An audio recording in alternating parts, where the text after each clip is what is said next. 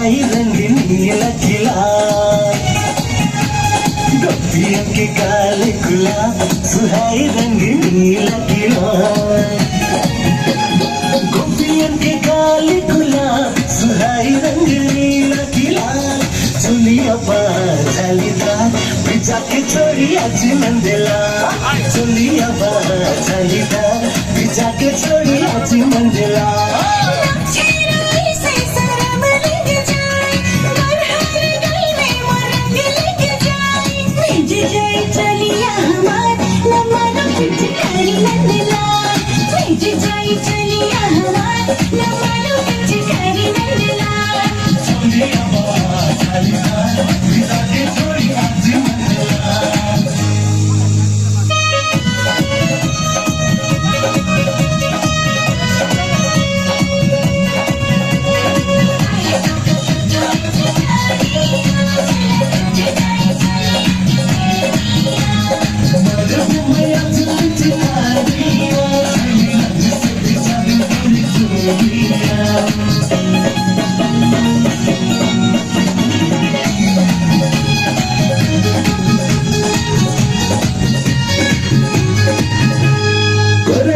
दुनिया में कौन रंगदारी गुल गुल काल में रंग देख मजा लागी ना हो हर दुनिया में कौन रंगदारी गुल गुल काल में रंग देख मजा लागी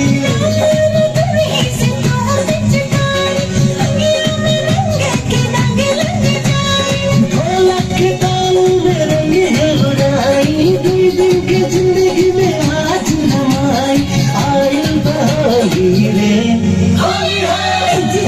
चलिया हमार लमन कुछ करने बोला